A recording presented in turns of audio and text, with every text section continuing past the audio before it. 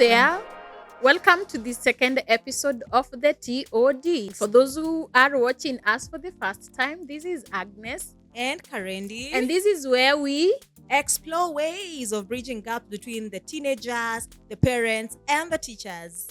We intend to see how we can give teens guidelines with clarity. It is so important to give clarity while giving instructions. By the way, Karendi, what is the typical African way of giving guidelines? Muoshe hizo vyombo. Nikipata huyo mtoto ajaoga, bujue mahali mutalala. Nisiwapate hapa. Shinda kwa simu usipike mutanikula. And while giving those guidelines, someone is walking. At the doorstep? Yeah. Ama nafungiwa gate huko. Mm-hmm. Ama hapo nilete hicho kibeti, nimesahau simu na mkumbuke kuchemsha hiyo githeri.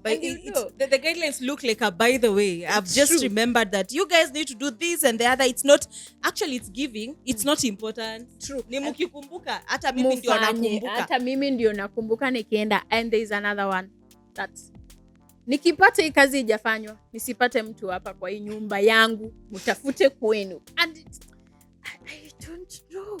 And for parents, it is a lot of clarity, a lot of lack of clarity. Yes. And yes. It brings a lot of inconsistencies.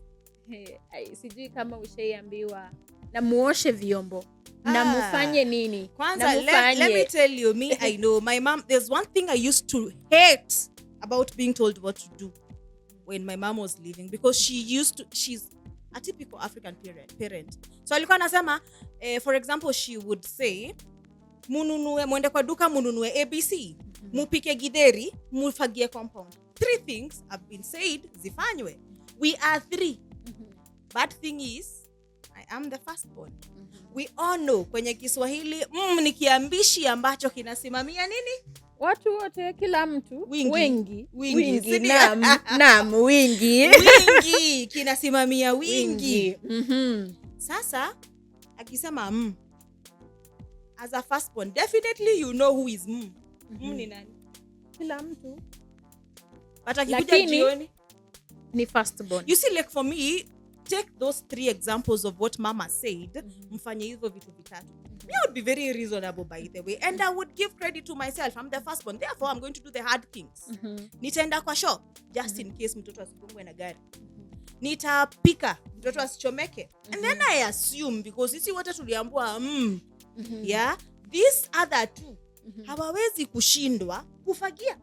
Na hata wasipofagia, they can even collect trash. Like, out in my head I'm thinking, this is so doable.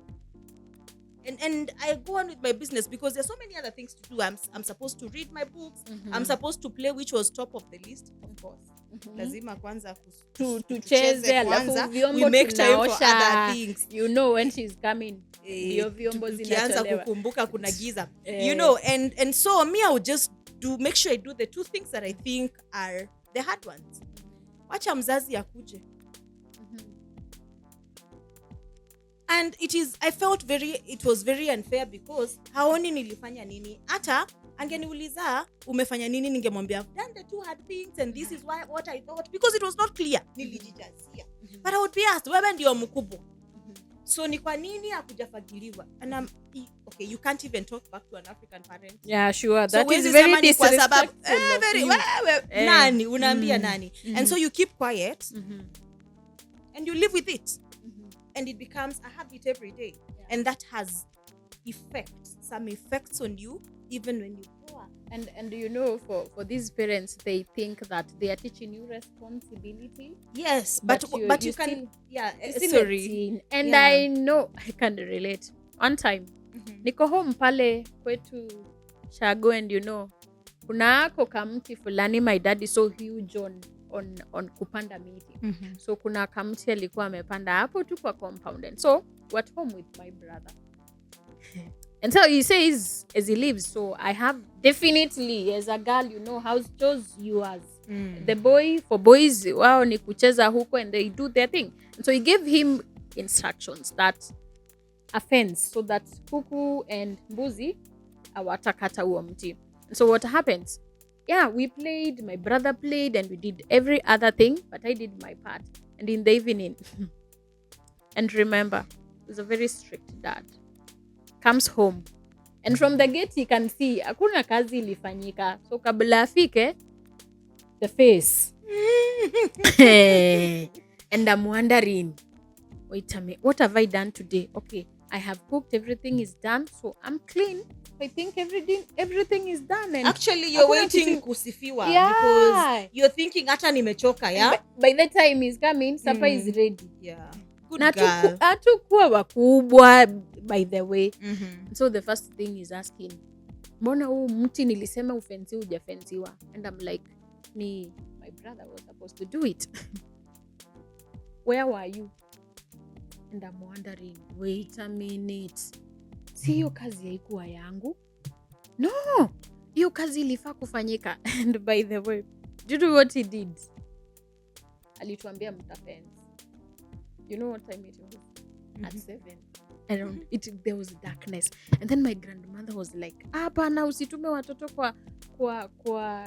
kwa forest at this time. And the thing was, no, they will learn responsibility. And I was wondering, mimi hapa hii kazi haikuwa yangu, right? Yeah. And I was supposed to take responsibility. Hata whoever, and for that it was very clear. See, mimi it was not even general. It was clear that ni wewe ufanye. But again, inakuja, it is everybody as the firstborn. And by the end noted, kama firstborn, unabebeshagwa msalaba. And it is like a curse of being a firstborn. Yes, and every other thing should be performed by you. Everything. And uta realize, even up to now, I don't know whether you go through this, that unconsciously you want to fix everything. True. There's this time I went to my uncle's place and there was sherehe. And I remember my shosho asking me, kwani wewe hutakaa chini? But you know, I'm feeling like for me to be seen, for me to impress, for me to look like I am raised well, I have to do everything. Watu wakule nioshe hizo vyombo, niende, I clear the table, I do this, I do the other, watoto wameoga, nitafute nguo, nikunje zingine, nifanye nini. I'm running up and down until I neglect myself. True. And we end up, some people neglect themselves because you learned from a very simple thing, not having clarity. So you don't even know unaenda aje. So you always try to kind of compensate. Like there's a gap, I'm always the one to bridge it. I'm always the one to do this and that. I'm always the one to do all the errands. Yes. And so you realize even as you are grown up, saizi bado ukifika nyumbani, wewe ndio the first person, hata hujapumzika, the one trying to do everything for that family. And it is very important to even know that pin is a letter, by the way. Hata hizo, the fact that another thing I noted in a letter inconsistencies in that today we said this, tomorrow it is not punishable, the same thing. And so the next time it is punishable. And so kama mtoto, you wonder, okay, you're not sure, is it a rule? What are we supposed to do? Yeah, and many African families did not have like do's and don'ts. We don't know what in this family we do this. In this family, when there's an emergency, we contact this and the other person. In this family, when you are sent and there's an issue, this is what you do. Kitu ilikuwa unaambiwa, mbona hukufikiria? And again, mbona hukufikiria? But I think differently, you know. And it becomes those inconsistencies in communicating. Sometimes they're with us parents, even now. The way we were brought up out of socialization, we learn those tendencies and trends, and we continue without remembering it, and unconsciously we pass them to our children, and we pass the confusion. True, and I learned it from my experience. My uncle came home on a random day. He had not said, that those days that they say that I'm visiting and you're very aware that you have a visitor. And so unajua shago tu wanapitia wanaingia tu wanapitia, oh mama ko wapi, dada ko wapi. And so he just came na nilikuwa home peke yangu. And so I had no plans of fixing anything to eat because I had something for myself. And so akakuja keketi akaniuliza, where is your dad? Nikamwambia hajakuja, lakini he still come. I did not know time atafika. And so tukaketi. In my mind, one part of me was telling me, labda ataenda arudi akuje kumwangalia another time. Another part was telling me, ama uende umuulize atakula nini, kama anakaa sana umpikie, ama niachane na yeye tu. And then another thing, there's this thing for African, it is not okay to ask people about food. To ask a grown up. And more so a man. Yes. How do you ask a man, utakula ama ukuli? It is just weird. You're not sure whether you need to ask, whether you need not to ask. And you don't even know how to express yourself mbele ya an adult. Yes. Again, you don't know whether itakuwa ni makosa uliongea. So tukakaa, mimi I decided anyway, tukae tu. So tukakaa. Okay. Mwishowe I realized it is 4. He's not living. It is 5. He's not living. And then dad comes. And then wakaenda wakapiga stories zao, mimi nilikuwa stories zangu. And then dad calls me akaniuliza, uncle alipokuja ulimpea kitu? And your answer was? No, I thought. I did not even finish. No, you were supposed to fix something for him to bite. And you know, you almost got to strokes here and there.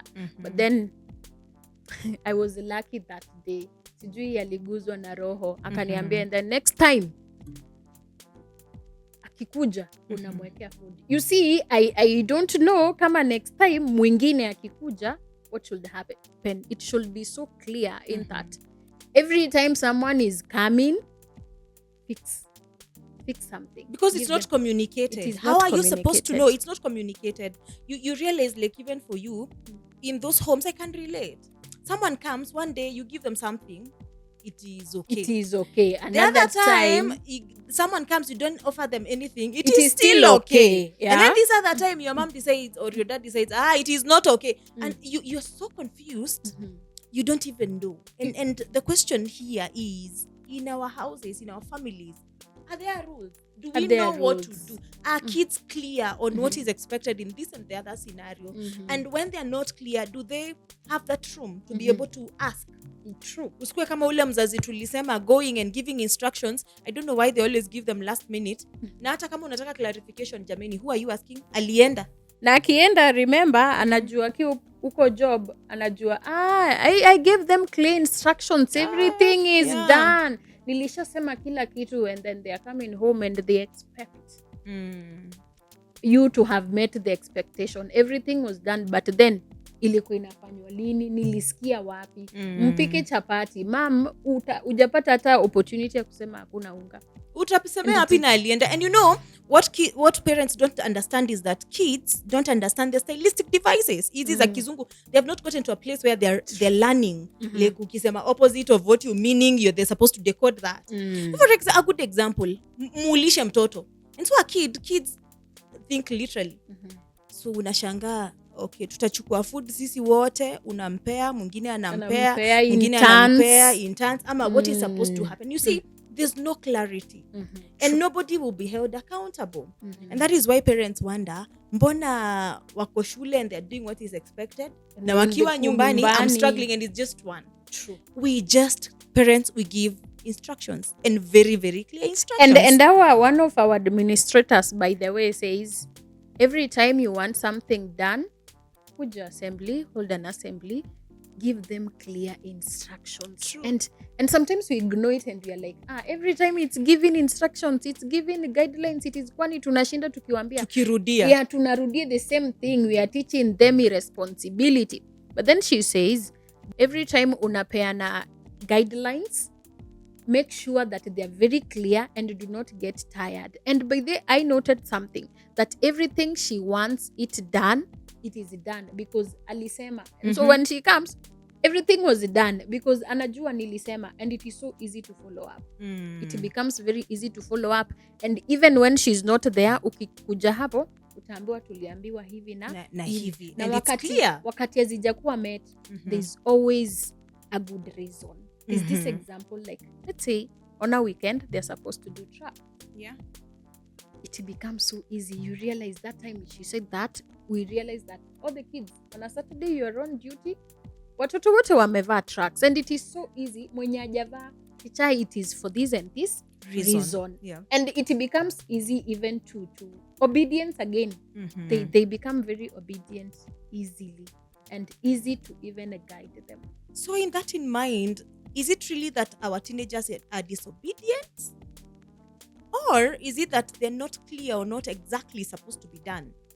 I would think Mhm. that sometimes there's like a gap. Yeah. Well, you can have a disobedient kid, Correct. but again, you can, on the other hand, it can be that kuna patuna miss, kuna ka gap. As you give instructions, uko kwa gate. As you give the instructions, nilete nini, niko wapi, and then wanajua ukikuja, you cannot explain yourself. Nilisema mfanye. They don't even have room for explanation. They don't have room for telling you, by the way, ma'am, hatukufanya hivi na hivi. No, Because we of want this. everything done. And done right way. Na tunasahau, even as kids, sometimes wanaenda kucheza. Wanaenda kufanya all these other things that they are interested in. And by the way, it is good to note that kazi zingine tunawapea wataki. So it is good when we give instructions, tunakuwa too clear. Yes, it's And good. Yeah. And when you brought up in such a community where, or society where instructions are not clear, wana develop self-doubt, because utashanga, by the way, mimi inafaa kufanya hivi, nikifanya hivi, I'm seeking approval from other people. Because again, when hii ya kuachiwa tunaachiwangwa na African parents, jifikiririe. Hata sijui kama hicho ni Kiswahili. You figure it out, you know. And ayuko sure. And so, and when you come, you're yelling. When you are giving instructions, you're also yelling. So it's it's very important that parents, we understand that kids process yelling not as instructions. They process yelling as danger. And so they coil. They want to be safe. It's like when you're in danger, you don't think through. Ujifikiriri with clarity hata wewe. Unataka kufanya nini haswa. You know, you look at the easiest way to get out of trouble. Even for them, they realize, aha, okay, hapa kuna shida, mom jioni sijui atakuwa wapi. So let me just kama ni dishes, acha nioshanishe tu. And ifanywe, ifanywa. Anataka tuoshe vyombo. Na hata hajasema ni nani. Tunaanika hapo. And because now they are not even learning responsibility that way. They are learning to protect themselves because their mind is telling them, let's just keep away from this danger. Screaming is danger to them. Screaming is not instructions. How about we give instructions as instructions? Now, for example, supposing at our workplace, because sometimes I think as adults, we detach the realities of teenagers from our own world, and it's the same. For example, say your boss at work, mkutane uko na head of department akwambie ile kazi ifanywe, si ifanywe kufikia leo jioni. Kuko sawa, records ziko sawa. So utamwambiaje? Tuko sawa, kazi tunafanya. You don't give much of thought about that. But supposing that administrator tells you, we have a meeting, we want to look at this and the other and the other. It becomes very easy. It saves a lot of time. It is done with understand. You're doing because I understand I'm doing this for this result, and this is the way to do it. And we are doing this together. It's clear. This is my role. This is this other person's role. This is the time I'm supposed to finish. If there's a difficulty, I'm supposed to report to this and the other person. It comes from a place now of owning, and that is the only way we can say we are teaching them responsibility. True. This other way of yelling, that's why it's not working. It becomes, their minds become very crowded and a lot of confusion. Yes. Because I remember in our first episode, you talked about how you were very confused and you did not even know what to do, the decision you're making. I was not using to making any decision. Hata nguo ya kanisa. Ungeweza kudecide. Singeweza because I do not know. You're literally walking on eggshells. And I know parents don't intend for it to be this way. They don't intend to be toxic. It just happens. Maybe they also learned from their parents. You know, even my mom, when I shared like, ulikuwa unasema nifanye kazi zote bila kusema. She would tell me, wewe hata uko na bahati. Sisi when we were younger, we used to be told kila mtu anagawiwa kazi yake. Mmoja asipofanya yake, everybody has theirs. Everybody want a wholesale, hata ule alilala mnatolewa kitanda mnachapa. And I think also that is from unhealed traumas of parents. Hata wao wako na issues zao, because why would you come home yelling? Surely, okay, it was not done, but how is yelling helping it? That is why nowadays they are telling you, Mom, you don't have to shout.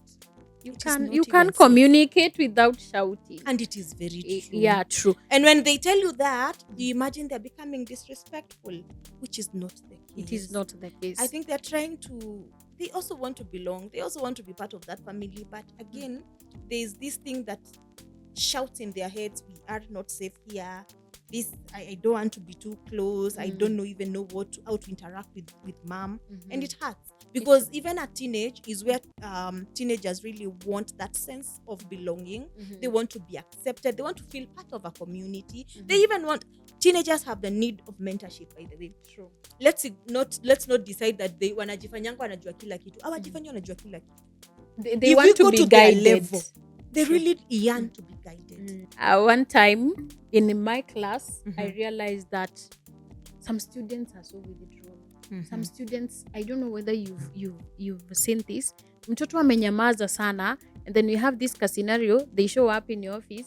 They are two, and then there's one who is very outgoing and anakuambia, what is it? Yes, what is it, student X? And then they are like, teacher, nilikuwa nimeleta huyu. Na kwa nini asikuje peke yake? Anaogopa nini? Anaogopa kukuja kwa staff room peke yake, you know.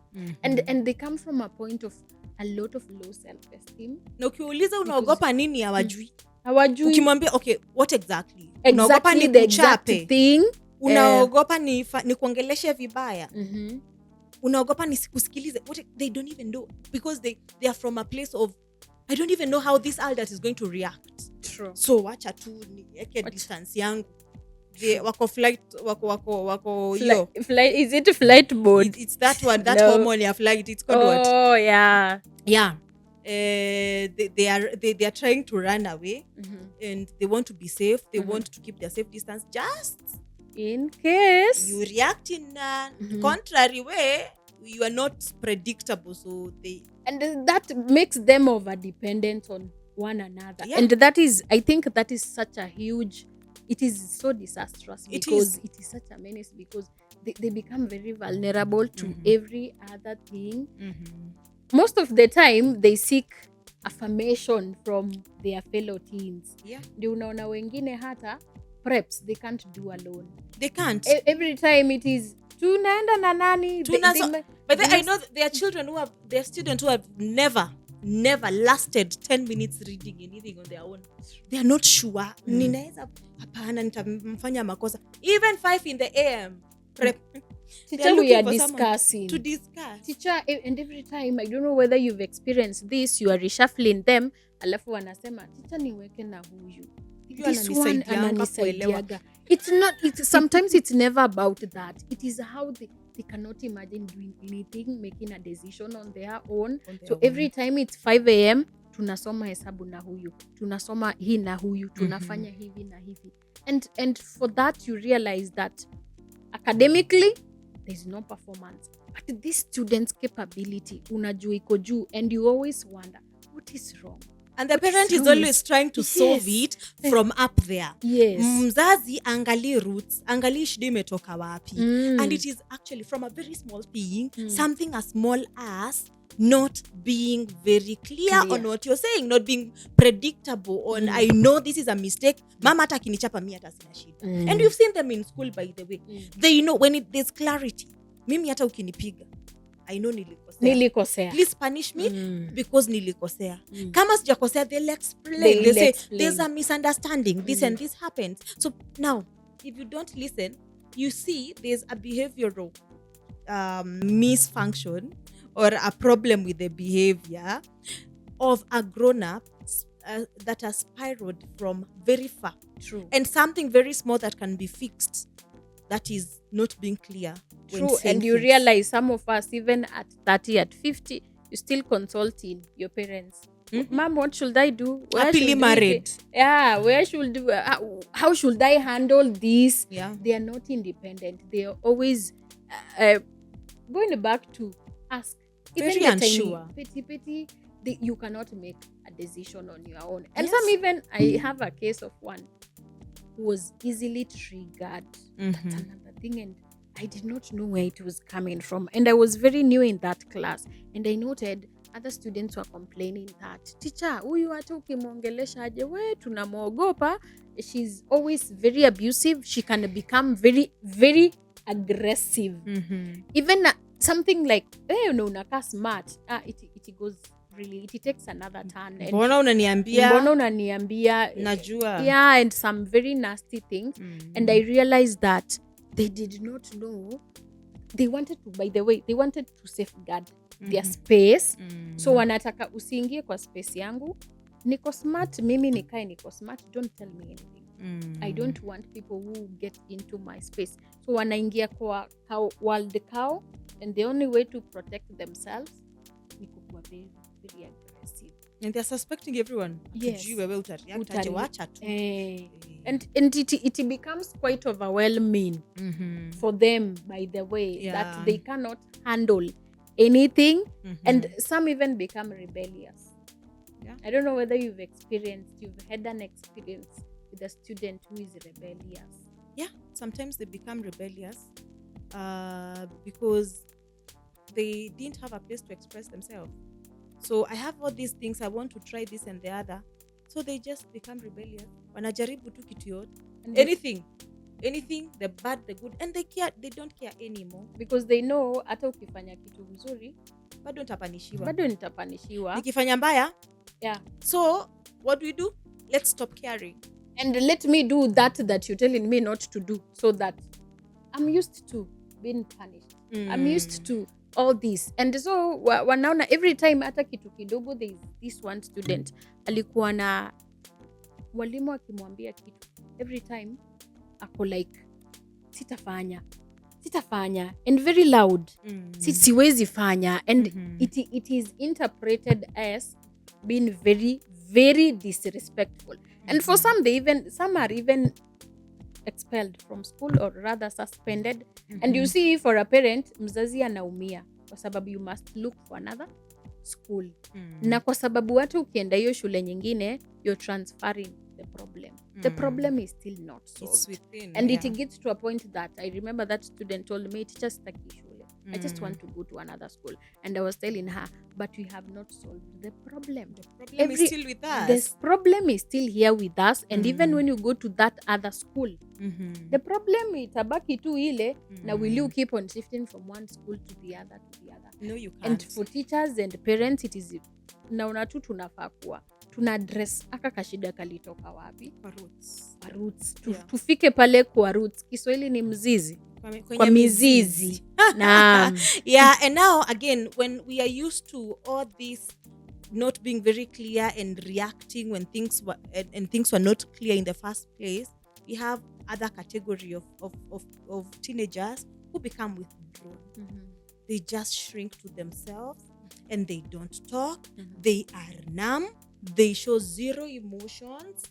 Kama mwingine, just the other day, wamemaliza form 4. Everybody is excited and happy. Tunamuuliza, are you not excited? Ako like, yeah. And by that, you're supposed to be very excited about it. I can only imagine the last paper, you're done, your parent is here, you're supposed to go home. Zero emotion. Different na venye tulikuwa tunafikiria. Hakuna kuvaa tena uniform. Hakuna kuamka at 4 AM. Hakuna tena kufanya exams. You know that beats your exams. And imagine being just there flat. Imagine. And another issue is this category of those ones who are withdrawn. Sometimes parents, have you called parents for maybe a disciplinary issue? And then the parent is like, mtoto wangu mimi sielewi ni kwa nini unasema hivyo mwalimu. Hana shida. Sina kwanga amenyamaza. Anakuwa amenyamaza, hata ana marafiki, hata atokangi nje. In fact, hata tukienda kanisa wana pull. Tukienda kanisa, tukimaliza church, tunaenda home. Na kama ni training kama ni youth akimaliza, na mimi najua marafiki zake na ni wazuri sana. Hatoki, anakaa tu yeye tu. Ana mwalimu. And by the way, there was another case I had of I don't know whether you've watched this kwa social media. Some students, university students, walikuwa allegedly that they accused of having murdered some other students and a good number. And so the parents waliitwa kwa koti. And one parent was there crying and saying, oh my child, aliniambia hata kunywa pombe tena. I'm so surprised that is here. Na tulienda kanisa na yeye. na akafanya nini, akaniambia dad I'll not do alcohol. Another mom was crying and it was very emotional. And she was saying that huyu mimi hata sijawahi muona, sijawahi imagine anaweza fanya kitendo kama hicho. And the sibling hata home is wondering, jameni, kwani huyu mtoto wetu anaambiwa amefanya nini? And imagine it's such a crime. Si kitu kidogo. Imagine murder, being accused of murder. Si kitu kidogo. Na unajua sengine zinatoka tu hapa. Wewe unadhani we are together. Huyu mtoto wangu ni contained, amenyamaza. And you know, parents, we need to stop confusing being quiet and being withdrawn. Being silent. Being not going out there with discipline.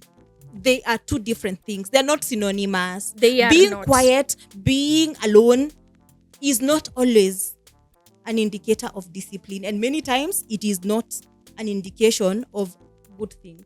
And that most, child may be withdrawn because of issues. They don't know. True. And by the way, most of the time, it is never a good thing that a child is quiet. I think even for those who are introverted, there is a level they can talk, they can express themselves. I think being introverted does not mean you cannot express yourself. You can always express yourself. So let us, mtoto akikuwa haizi ongea, shida, and most of them, shida ni gani? Niko sawa. Sina shida. I am very okay, teacher, niko sawa. And when you try to probe them, you will realize that these kids are battling a lot of things. And I can imagine mzazi wewe umegrow mtoto ameenda university and then you're called kwa koti, walifanya hivi na hivi. It is so much emotionally draining. It is. Again, it can come from such a small thing that you overlook. True. We continued shouting and not giving directions. They continued being fearful. They continued coiling. And we thought that's discipline. And we've had this countless times. So many times. Na watoto wengi, by the way, most of them, 99% who are disciplined, those who are called in for discipline cases, it's just a disconnect. It's just a gap. Na vitu zingine ni tudogo sana. And some are even excited when they are doing the wrong things. There's one time. It was, kids are kids. One time they were doing, this party, the birthday. Yeah. One had a birthday, and so they decided, lazima to celebrate. Yeah. And so what did they decide to do? Every other thing, use the available resources. And I looked at that student as they were being sent home, and I could see emotional damage. She's not there emotionally because she was excited and she's not shocked. Some you suspend them, hawana feeling, hawafeel, tunaenda tu turudi, we continue, Yeah. And for a parent, unaona mzazi ndiye anaumia. But for these teens, it is very important tukuje tuwaelewe, tukuje tuelewane, we listen to them, ndio tujue hizi gaps ziko wapi, because once you don't, mara mingi as a parent pia wewe unaumia. Ukikuja like understand these teens. For that, kagapu ni kadogo. And those are some of the effects of not being very clear when giving instructions. They can be major later on. They might seem small, but they're big. Now, what should we do? Having understood that, what should we do? What are some of the practical ways that we can apply when giving guidelines so that we evade all this trouble and trauma that we might cause without intending to cause? I think number one, it might not be easy, but for some instances, let us explain why. Why is everything? And for example, by the other day, we were doing the CBE retooling, and we were told that every time you must give why. We are touching, I'm being taught SADS. Unajua sisi tukifundishwa. Today I wondered, how is certain topics important or relevant? Nafundishwa this organic chemistry. And maybe it was important, but the problem, yes, it was important. The problem is that hatuko tunaambiwa how it is applicable in the real life. And now for CBE, by the way, every time you go to class, you must attach that matrix to value Yeah. the society. Let us tell them why these things are happening. I know it can be tiresome, but we have to balance. And an example is a parent, by the way, sometimes naonaga tunakuwa inconsiderate. The other day wakati CBE ilikuja, tulikuwa tunaitishwa, I could see on social media, everybody, leta kuku mtoto tomorrow kwa diary. A quarter kg of chicken, Yes. the next day a quarter kg of beef, the next day eggs, dry maize, hiyo ingine, true, aprons, the next day bring this, a bunch of vegetables. Yeah, and there was a public outcry. It was Yeah. becoming too much, and there were so many. Why? You see, Yes. why everybody is asking why? Our walimu, they are extorting us, and you see, wanapeleka kwake, tunamfanyia and you know that feeling shopping. is genuine because True. it is not explained. Yeah.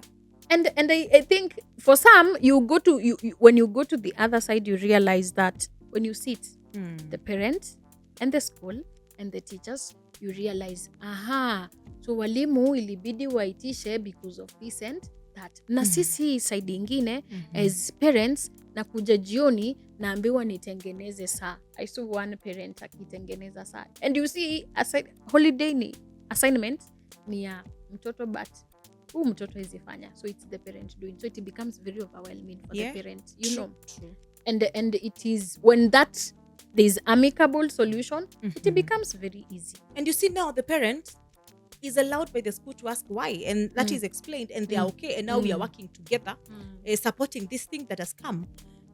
But now, why don't we also allow our teenagers to ask us why, and then we explain without shouting, wewe unauliza mtu mkubwa maswali, wewe kwani hauna heshima, wewe si just take, we are used to being told from when we were learning, wewe sikiza kile mwalimu anasema. Blindly. The teacher is wise.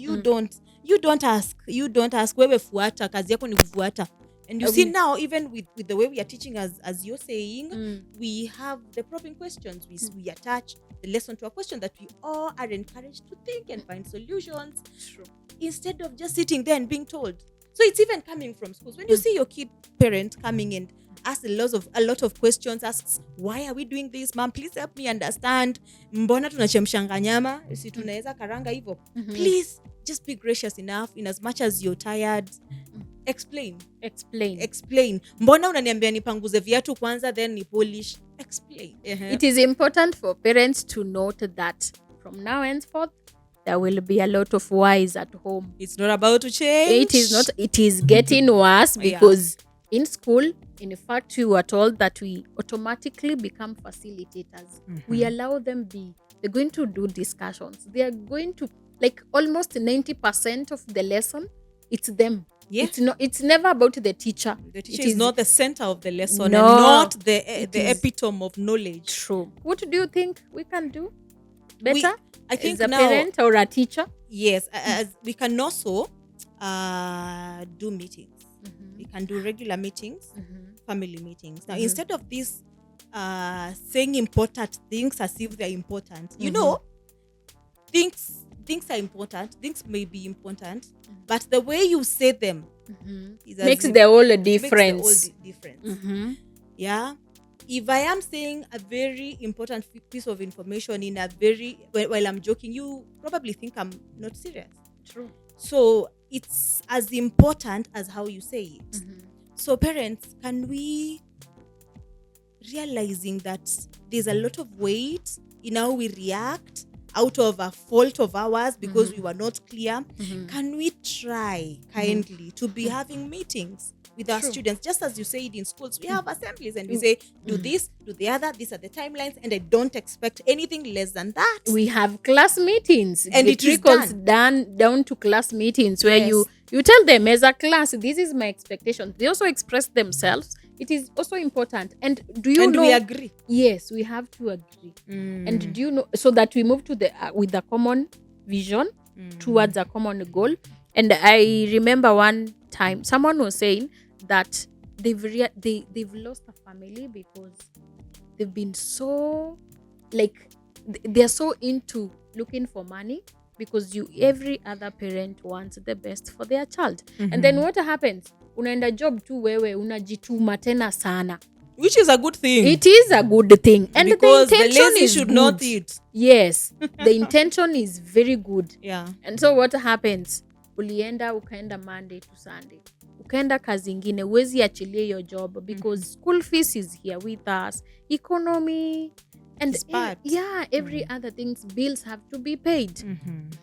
And so what happens? At the end of it all, you realize you just became an absent parent while you were working for that same family. And if you ask the parent, they'll say, I'm always present. Yes. I come in the evening. Nini mnakosa? Tunaishingi na yeye. Nini hamna? You know, I give you everything. Nini hauna. And we've had so many instances of a parent coming and saying, huyu nimempea kila kitu. Hebu tuambie nini hauna? Nini sijakupea? Nini sijakupea? Yeah. And the emotional part is neglected. And the kid, you know, is always there like kila kitu. Ameachwa ajifikiririe. But we know she will not do anything. Yeah, parents, I don't know why we ignore that bit. If at our workplaces we have meetings to check on what is happening, we air our grievances, we are directed on what to do, then I think it is one thing we need to do. Even in school, we have those meetings, very regular ones. And we check on who is lagging behind, how do we support, who is doing this and the other. And it is important. Please schedule them. If you don't have them, please schedule them. True. Listen to them. Give if there are instructions for tomorrow, instead of rushing while giving them on the way, zipeane tu jioni, or when you have time, make time. It's not a lot of time. True. 10 minutes are important for or you to maybe say what you're saying. You are Sit rushing. down. Sorry, Yes. you are rushing. I would imagine as a parent sometimes you are understanding. So you are rushing. It is late. You need something done. Call them or text them. You're calm. Hakuna kukimbia. You're very calm. Hello, Karendi, hii na hii nimeacha hii na hii. And then the kid can say, ma'am, hiyo hakuna, leta hii. And then sometimes they always like, mbona hukusema hakuna hiyo? Sasa hata ningesemea wapi? You know, and you ran away. Yeah, if it is very late, just go home. It can create a lot of damage, you know. Yes. And it is as well as you do that, you're also modeling. You know, as you're telling them, you're giving clear instructions. Una model wanaona. By the way, hivi ndio watu fanya. And you know, we are doing that because that is the same thing that happened to us. You know, teenagers don't even listen to what you say. They look at what you do. They learn best from seeing. And how you're saying it. And yes. True. Yeah. You can keep saying, oh, nyinyi, musifanye nini. But you see the stories even we hear in school. The same morals we are teaching with our mouths are the same morals we are not applying. True. And so we become compromised. Very compromised. And a good example is, assume you student, they are going to school. And so you agree that, Dad, this is the grade I'm bringing home. And so at the end of the term, the kid brings that grade home. Yeah. Dad had promised a reward. And so utafanya nini? As a dad, a parent who is very intentional and who is even building a habit, a behavior, a good behavior, atafanya nini? Keeps the promise. And so when next time, when you don't meet the promise, they will understand. Dad, by the way, mbona hukufanya hivi, like a school meeting? They always know those that their parents come early enough and they are the prompt. ones that are consistent. They know. Alafu hata kasirika.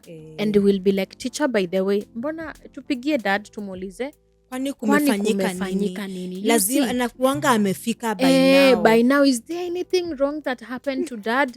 And dad will come or not come, and they will call. They're like, oh, I was held up and this and that. And they are very okay. Okay, it is very because they're okay. used to having communication being done in very the right clear. way.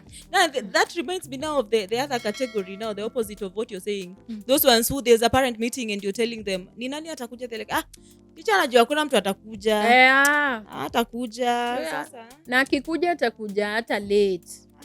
And they always know. And for some, utapataga wazazi, while others are very excited about it's parents meeting, my mom is coming, my dad is coming. Wengine wanafanya nini? Ako class.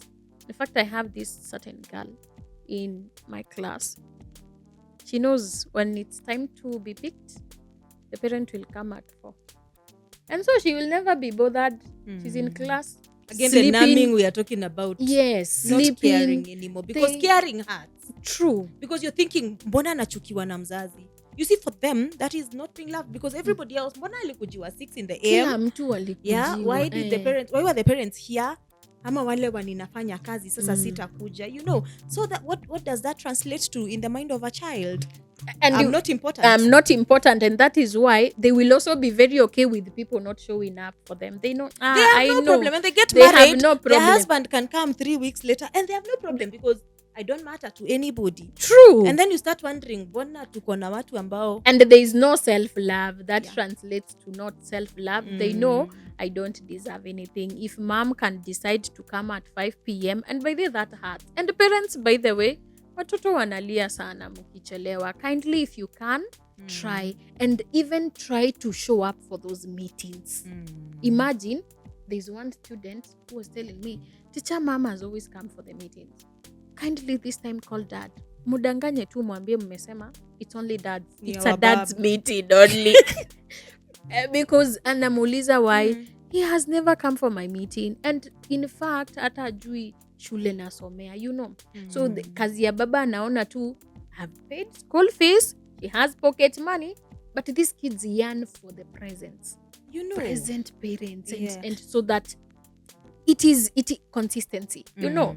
Every time I know he's coming, this one can come, everybody is here for me. And so they feel it is that feeling of belonging and I'm loved and all that. And you know, sometimes the kids, when they have a gap or they feel a gap, like that one you're saying, when the father does not come, you know, they wonder, you know, they are very observant. They know dada kujangi, so they what they do, because there's a pain and a bad feeling, they take it to the head, and what they do is they tend to overthink. True. As a way of trying to justify the emotion, because they don't want to feel it. It's a heavy, a hard emotion. So they overthink. They think, and they only think bad things about themselves. True. Ataki kukuja sababu anajua sitapita nitamuembarrass. And he may fail exam because I failed the exams, and because the parent might be innocently busy. But in the head of that child, that is what is going on. And you see, actually, parents, as we're saying, they're not hard things that we're talking about that we need to change. You're not saying that you now go and get a job, a very big job in the government or on the work for UN, so that you bring, I don't know what figure, salary, or drive in a limo to come pick them. No, it's the small it's the small things that really affect them and shape their behavior. A small thing as not being clear, a small thing as not communicating, so that they don't know sijuka atakuja hata akujangi sengine sometimes anakuja. It has a lot of far-reaching effects on their personalities, on how they view themselves, and the decisions they make going forward. True. So it is very good, parents. Let us always keep the promises that we make. Sure. Let's not allow them to overthink, because when they overthink, they'll always find themselves at fault. And that definitely which is has not true. far-ending consequences, and that can be clearly shown in adulthood. And another thing, by the way, we tend to not listen to these kids. You know, when we listen, we judge. are very judgmental. We judge. We are very For huge example, on judging. There's an example. For example, a teen comes and tells you, "Mom, nimekuja na sweta ya random child Jemo, nimekuja na sweta ya Jemo." No, mimi sitaki kujua hiyo sweta, nilikwambia usilete vitu za wenyewe, hiyo ni ya kuiba. You've said how many things? You've already told them they are thieves, you don't trust them. Umewaambia mimi kwa hii nyumba isikujwe nayo. But you've not listened. Probably trouser iliraruka na yeye amevaa sweta hiyo siku atakuja with their, you know, True. with their items outside. You listen to understand, So not please, not listening to judge. Not listening to judge. Many times, by the way, parents, we realize that when we jump into concluding things, many times we are wrong. And you know what teenagers do? Wanasoma, ni sawa tu basi, mi siongeangi kwa hii nyumba. They will never explain. And I don't know whether a student has ever pulled, najua hata nisikiza. They do that all the time. Najua hata nisikiza. What's your story? Teacher si kukua, lakini najua sitasikizwa.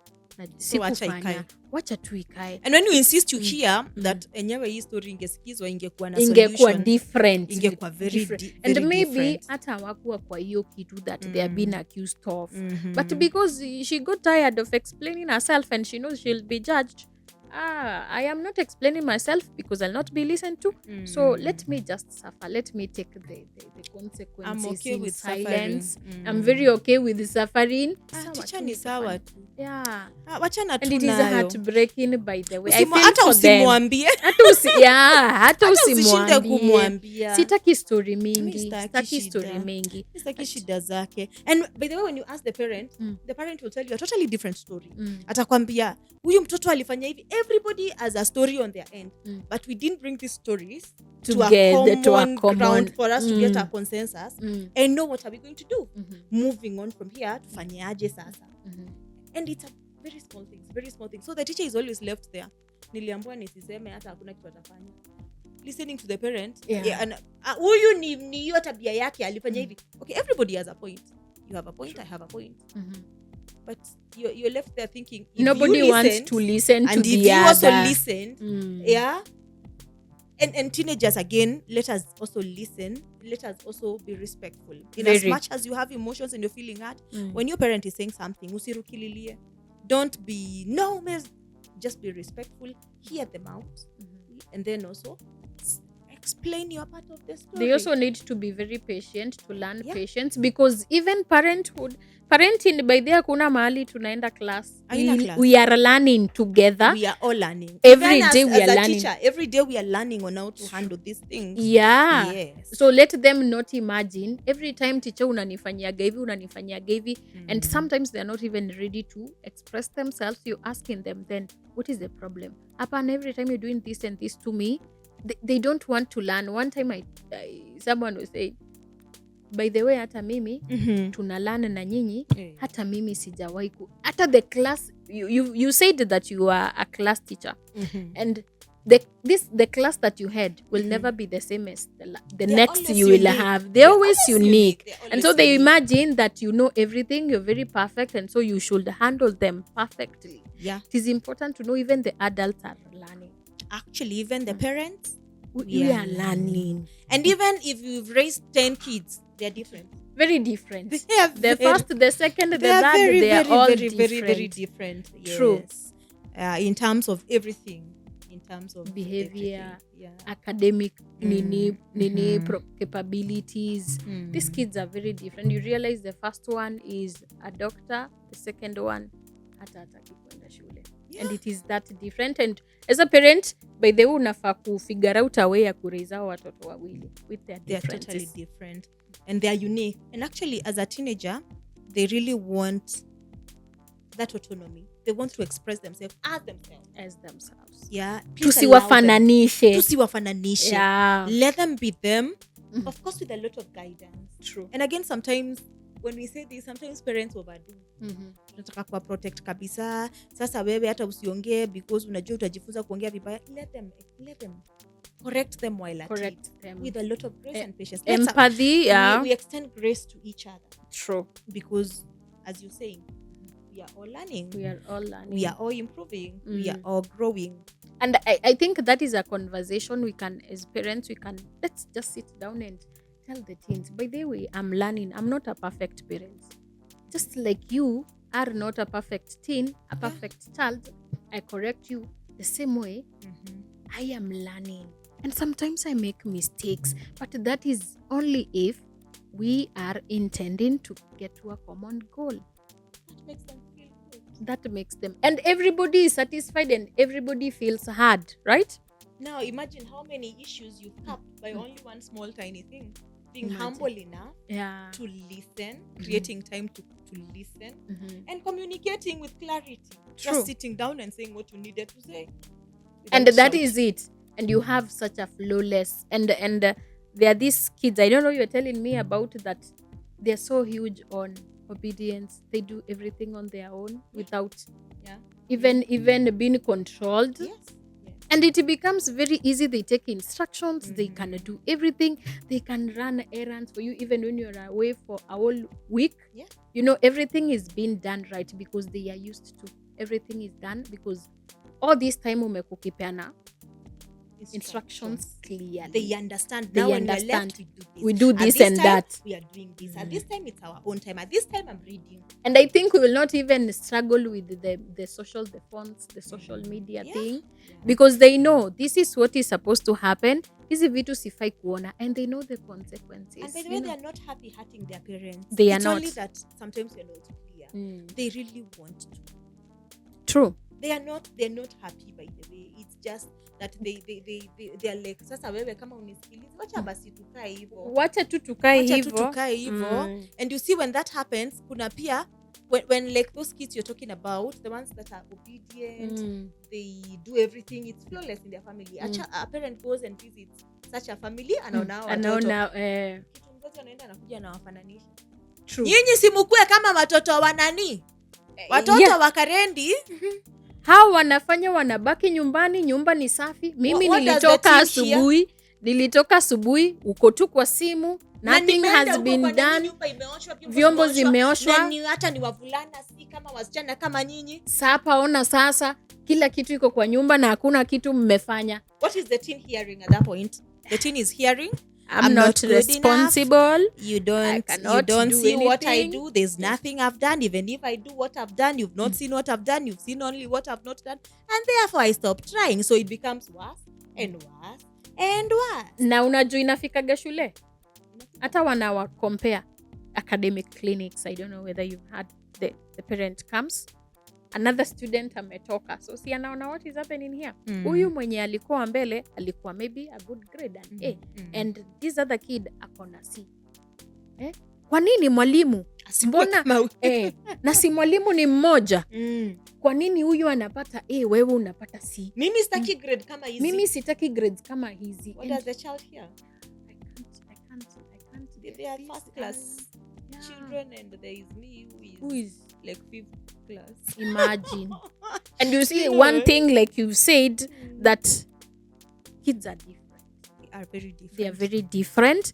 And so when you're comparing them, they don't see, it is not, they are not getting motivated. Wanabaki tu wakijidoubt, wanasema kai mimi siwezi. Unafam doubts. At that point you are farming doubts. Whereas we actually understand the parent was frustrated because nothing is done. They are not hawajitumiwa oshe. But then the problem is communicating. So how did you communicate? Making noise. Unajua wanasikia tu kelele. Kuwafananisha. If you saw that scenario and you wanted to share with your children, sit them down again. Calmly. Say, now I'm washing you. And you know, it is very possible to do it. True. For example, I have seen your friend, this and the other person has done it. And you can talk to them and find out nini wanafanya different. True. Na pia ningefurahi mkianza kufanya. Because it is a responsible thing to do. You are learning. This is our family. We keep it clean for ourselves. And it is important also to know that it is you also tell them that we are doing this for your future, so that you have a good future, so that everything, by the way, everything that we are doing, it's for you. And I really want to appreciate those parents who are always willing and very intentional. Calmly ask you, teacher, kuja hapa, Karendi, sit here.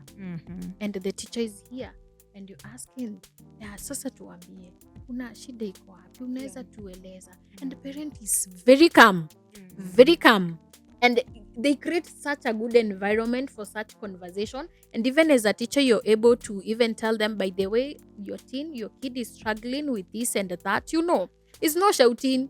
We are all saying, Dad, you can buy for me revision books, And the parent is so ready. There are those parents who are always very ready. But for most of us, it is always comparing. Effective communication also, like that calmness, it communicates love and concern. I am here. I know there are mistakes, but let's work through them. We can be again, it's not just what you say, it's how you say it. How you say it. And it also shows that you're present. Yeah. Even in your mistakes, in your good deeds, I am still here to support you, to guide you. You can always consult me. Think about it. Nobody hates that. Everybody, Nobody. that is the ideal situation for all of us. True. We all want to feel seen Even and as understood. adults, we all Yes. want to be seen at our workplace, understood. And you know that my boss is ready to support me. I have this project. Yeah, I can support you. They guide you. By the way, even as teachers, we always go to our bosses and you tell them, I have this project, I need to do this. And they guide you on this, and this is what is supposed to be done. We can do better if we do it this way, It becomes very, very easy. Whereas actually, parents, we understand. We are not saying there's any parent who wishes bad for their children. You're not saying there's anybody who intentionally actually does that to hurt their children. We all do it with good intentions. True.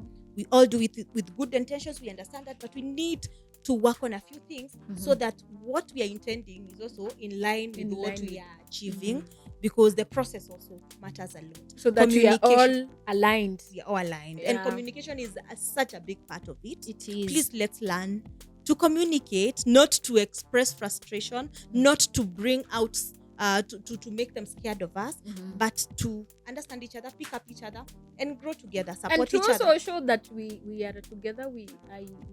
I love you as my child, and so we are doing this together. And hakuna kitu mzuri kama we're in this together. Don't worry. That affirmation. We're in this together. I got you. I got you. Yeah. So clarity in communicating shows teenagers a few things. Number one, I see you. I hear you. It also I shows hear that you. I am present. I'm here with you. And so that is what we achieve when we do it with clarity. So clarity does not mean being too strict. It means that you are what? You're steady. You're stable. So thank you guys. It has been fun. It has been nice airing these things out. And we hope that they are helpful. We would also want to hear your feedback, your comments, what you think. Do you relate to our stories? We would love to hear your feedback. Experiences too. Your experiences as well. So yeah, we are still there. Open Desk Podcasts.